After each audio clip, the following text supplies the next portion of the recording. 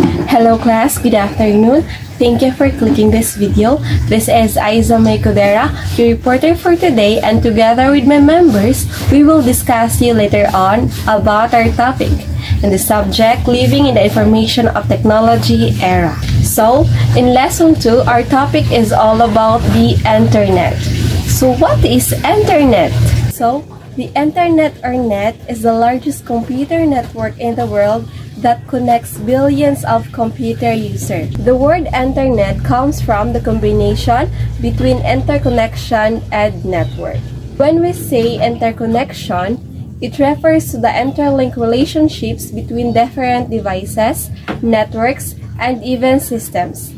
Interconnections facilitate the exchange and processing of data.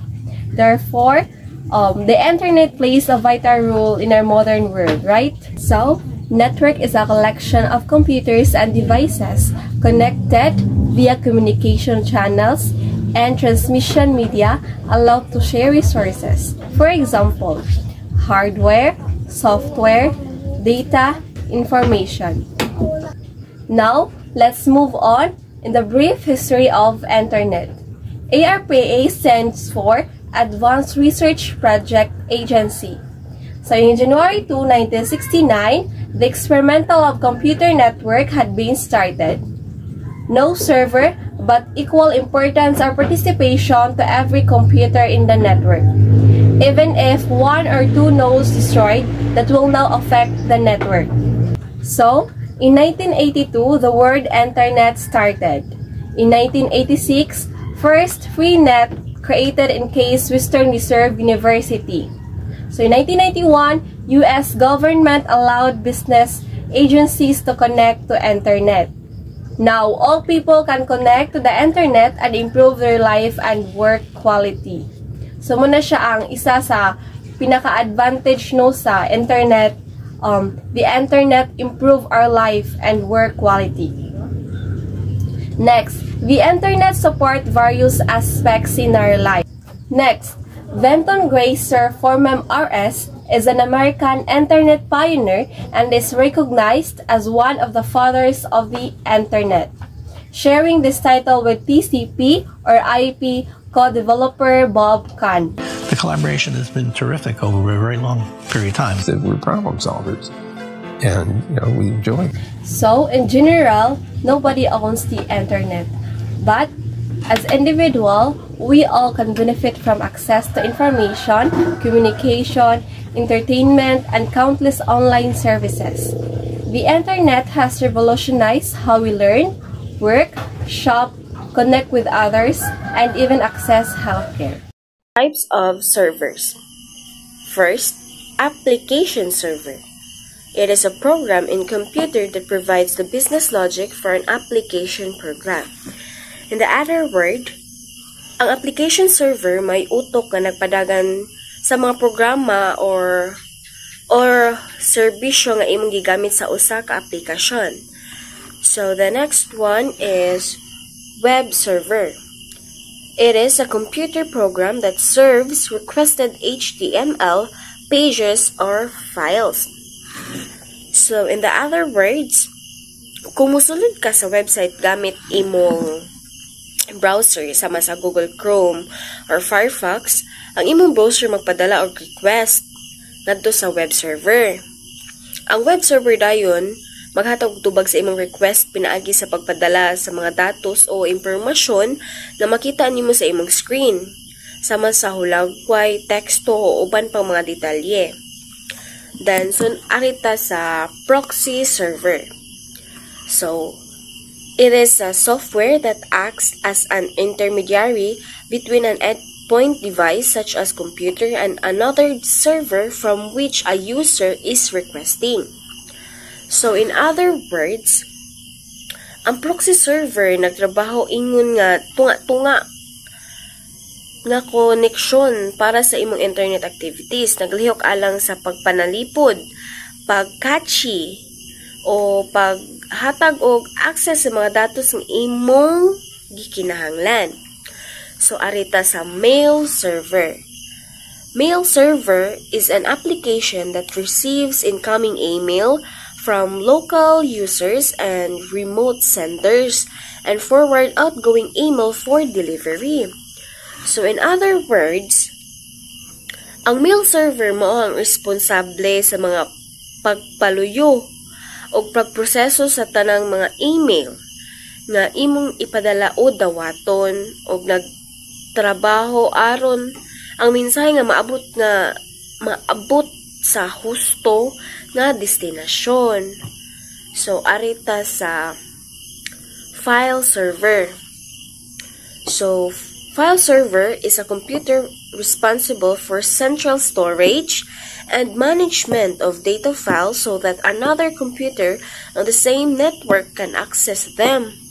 So, in other words, ang mail server ang nagbuot kung giunsa pagpadala o pagdawat ang mga email.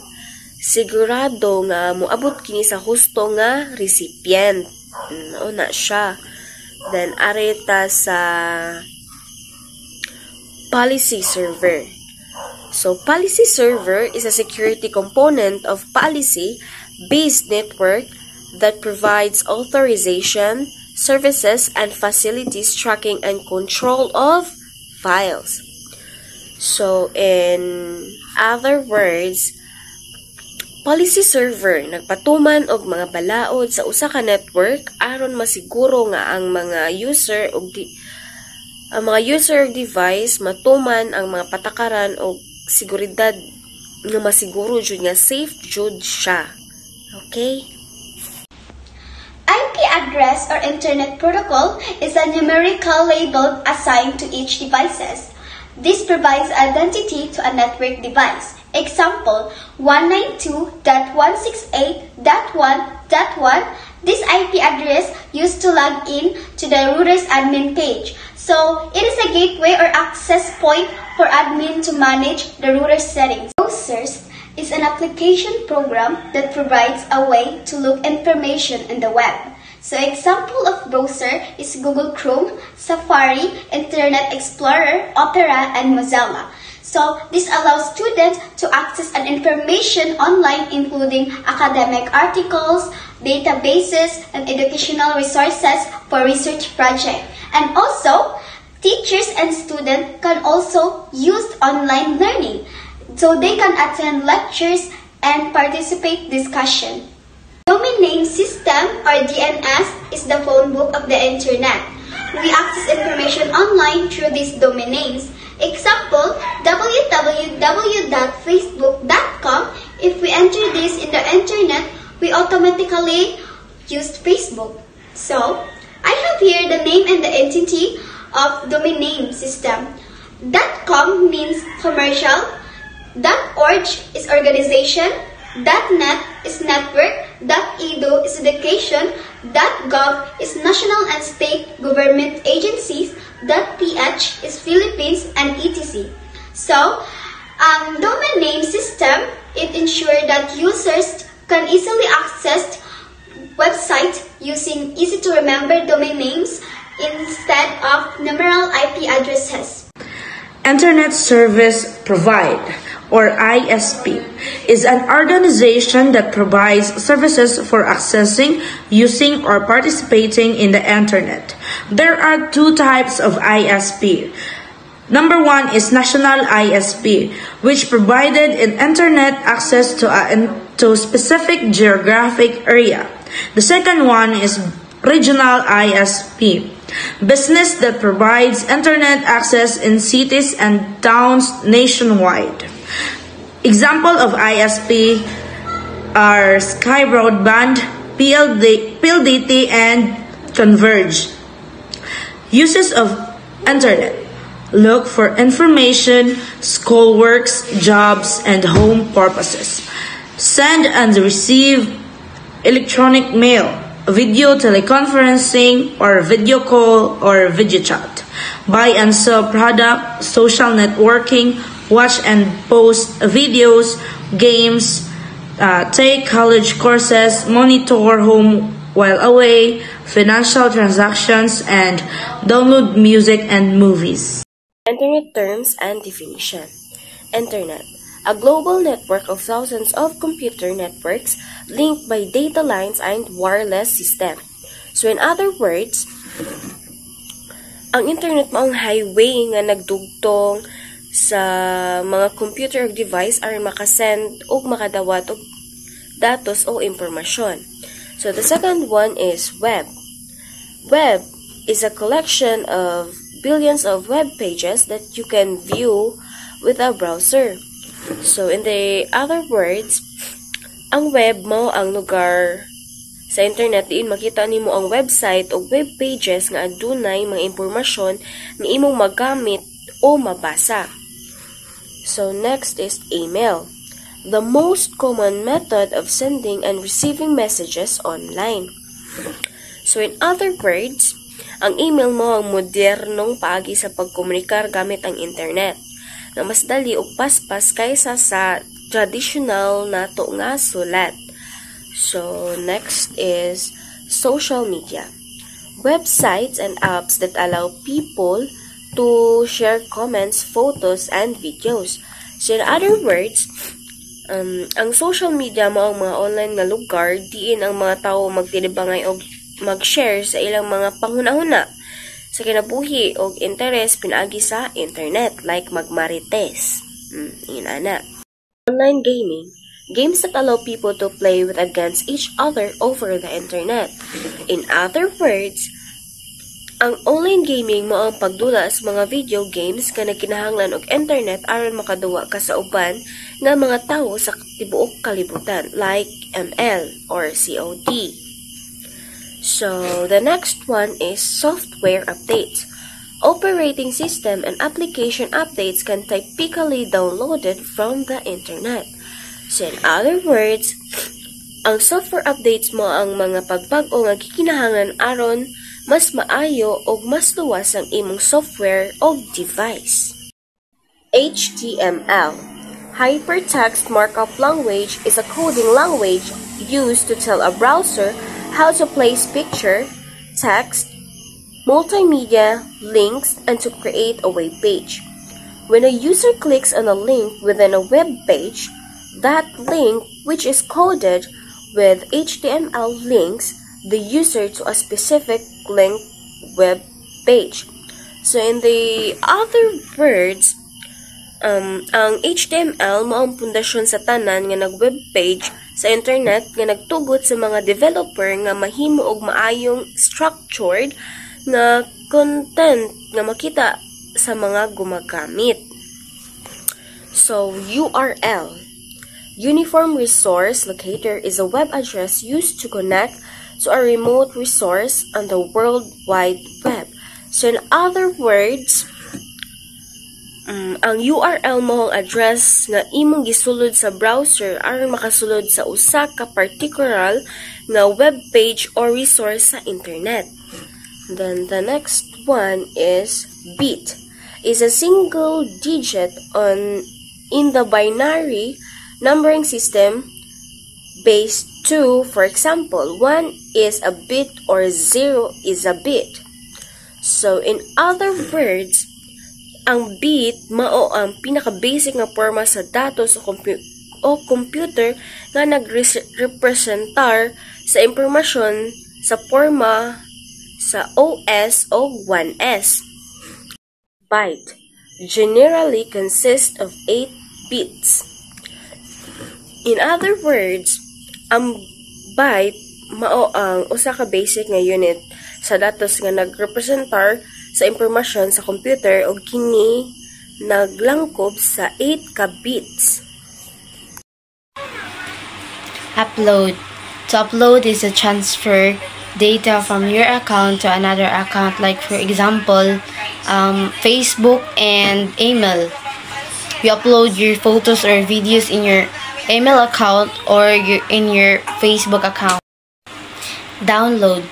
To download is to transfer data from another computer to your computer, like for example, a file or a document. Next, HTTP is the acronym for Hypertext Transfer Protocol, the data communication standard of web pages.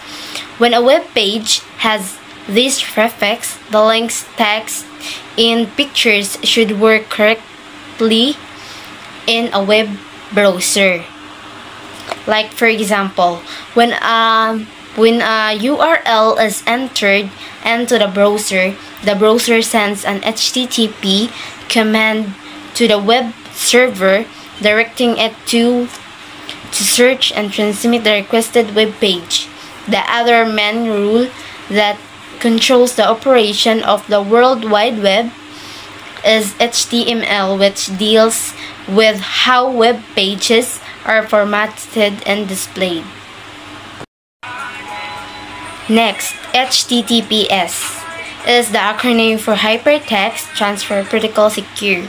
This indicates that the web page has a special layer of encryption added to hide your personal information and passwords from others. Like for example, Facebook. If you want your Facebook secure, so that you can use HTTPS to secure your Facebook account. Like for example, this one, HTTP versus HTTPS. If you use HTTP, open siya. Pwede if ever na maka-open lain. Versus HTTPS, if you want to use this, no one can open your account if you want to use HTTPS. Okay, so next is router or router modem combination. So it is the hardware device that acts as the traffic cap for network signals arriving at your home or business from your ISP. A router can be wired or wireless or both. So a router is a traffic cap for network signals nga maabot sa inyong balay.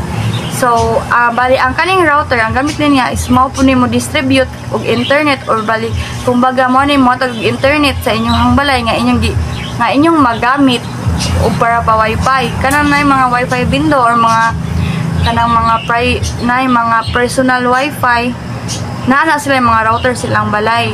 So, next is encryption. So, encryption is the mathematical scrambling of data so that it is hidden from eavesdroppers. Encryption uses complex math formulas to turn private data into meaningless gobbledygook that only trusted readers can unscramble. So, ang kanang encryption, kabantay mo ng mga encrypted messages na dili na siya basta-basta ma-open kay basin na ay mga secrets or mga private data nga or information nga naa nga message. So mga gamit sa encryption, ang ilahang buhaton ana is mag-send sila na message nga adto ra gyud ang makabasa ra ana is ang kanang mga trusted readers ra ang maura na makabasa sa kanang encrypted nga messages. Dili basta-basta makabasa ana ang mga lain nga dili pwede nga pa ang mga laing tao nga dili para ilahang nga message. So next is webbot. It is a term that applies to programs or applets, macros, and intelligent agents used on the internet, such as boot, perform a repetitive function such as posting messages to multiple news groups or doing searches for information. So kakuan kabantay mo nang like for example mag-order ba mo ron sa TikTok. Guys, usually ang magamit anang mga webbot is Messenger. Daghan na sila for business, pwede sad na. For example, kana mag-order ka sa TikTok, like sa TikTok baron nya, mo-message ka sa seller nimo. So ang mo-answer nimo ana is ang webbot. Dili directly ang supplier mo message nimo ana. So ang kanang webbot is maora siya layer mo kay mo imitate sa mga humans nga message pero dili pareha sa humans nga kung mo message tagsag type kana siya ang gamit ana niya usara niya ka send tanan na yang masendan nga dako na nga program or dako na nga organization iyang masendan. So last is search engine. Search engine specialized software such as Google and Yahoo that lets www browser users search for information on the web by using keywords or phrases. So as we all know, grabe ka ang search engines kabantay mo na sa Google baron. Oh, ang kanang nasa Google, ang kanang search engines, mao na ana ka diha mag-search tanan kung unsay gusto nimo, ana ka diha mag-type, mao na siya ang search engines. So, that's all. I hope you learned something from this discussion, and thank you for watching this video. Bye!